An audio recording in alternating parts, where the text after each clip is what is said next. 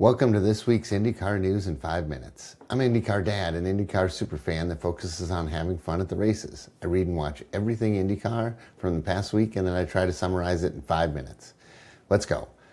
Some quick updates. The NASCAR-IndyCar combo from last weekend at Phoenix really seems to work, and rumors are that it'll be continuing, so that'll be good for next year.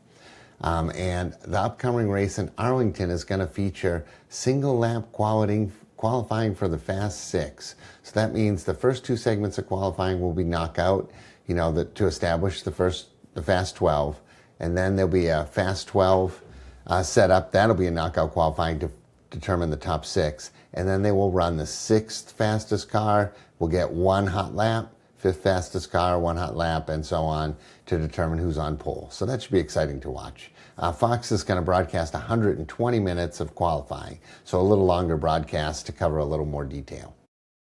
Let's do a review of the Phoenix race. I was there. It was fun. The weather was great. The crowd was big. The cars were really fast. Like an Indy car goes around there in 20-second range, and a NASCAR car goes around there in 26-second range. So if they ran a 250-lap race with NASCAR cars and Indy cars, the Indy cars would finish 50 laps ahead. So they're really fast.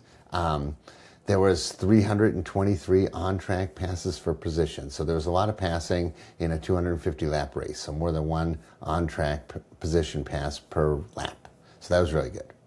Let's talk about some winners, losers. I'll give away some awards. Top driver awards go to Joseph Newgarden. Just an astounding display of skill. If you ever want to see something interesting on a short oval, just log on to the IndyCar app and watch Joseph's in-car camera.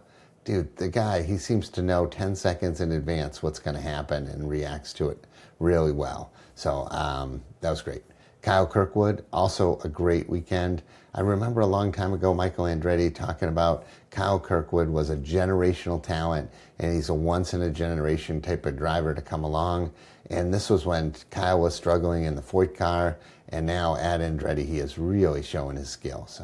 And then David Malukas, he won the pole for the race. He finished third in the race. He just looks comfortable and fast. He's walking around the paddock with a smile on his face, doing all the things that I'm sure Penske is happy about, and I'm sure he's proud of himself as well. So, who's punching above their weight? Graham Rahal finished 9th in the race, so that was pretty good. And RLL, a team that was hadn't recently been good on ovals, is looking a lot better too. They qualified Mick Schumacher for the race well too. Let's talk about a rising star. This guy, Dennis Hauger, he's something. I mean, he did so well in lights, and he had an amazing save. If you haven't seen it, check out YouTube. Just watch the save. And he finished again as the top rookie. 15th place because, he was spun around at one point. But, man, that guy Hauger is really looking good. Who didn't live up to their potential? I'll give you two people who didn't live up to their potential. One, Alex Palou got in an accident, which I personally think he could have easily avoided. I'm sure his spotter was in his ear telling him there was a car high, and he went up anyway and collided with Rinus VeeKay. So that makes the championship chase a lot more interesting, and Alex is right now in 5th in the standings. So, and then another person that didn't live up to his potential is Will Power. He crashed in qualifying, so he started last. And then he ran his car from last place to first place, really on speed. And he was in first place, and then he got into a tussle with Rasmussen and ended up, with a cut tire, and then he finally finished 16th. So, man, he had some potential, and I can't wait to see Will Power do great in an Andretti car. And at some points in the race on Sunday or Saturday, he was looking like he was doing great in an Andretti car. So, when you pick winners, you got to pick losers, I guess. And this week's loser is Nolan Siegel. Once again, he's just nowhere near his teammates. He's taken a McLaren, a top-level car, and he finished 20th place.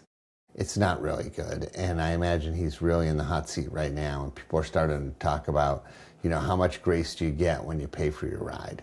So, in the standings, Joseph Newgarden is in first place. Kyle Kirkwood second. Scotty Maxson third, Pato is fourth, Palou is fifth. So that's the top 5. All 3 of the Penskes are in the top 6 because Malukas is 6th. Lundgaard, Armstrong looking good. Ericsson, Rossi round out the top 10. And then in last place in the standings is Mick Schumacher. So, he's had a rough start to the season. Qualifying high in the field, I felt kind of really fed him to the wolves on Saturday. But hopefully he'll do well in Arlington. So, what's next? Arlington, Texas. It's a brand new street race held in the stadium parking lots in Dallas. And it really should be a spectacle. They have some heavy media hitters and heavy hitters are in that community. Jerry Jones, owner of the Cowboys, is helping out. So this, I think, is going to be a really well-attended, a really great spectacle. I really wish I could go, but I can't. It's one of the races I can't make this week. But I look forward to it, and I'll definitely be watching it. So there you go. I'm IndyCar Dad. That's your IndyCar news in 5 minutes. Thank you.